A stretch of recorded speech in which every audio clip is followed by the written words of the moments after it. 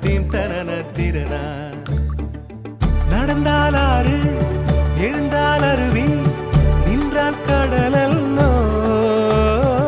சமைந்தால் குமரி மணந்தால் மனைவி பெற்றால் தாயல்லோ.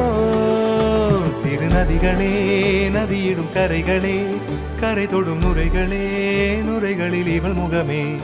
சிறு நதிகள்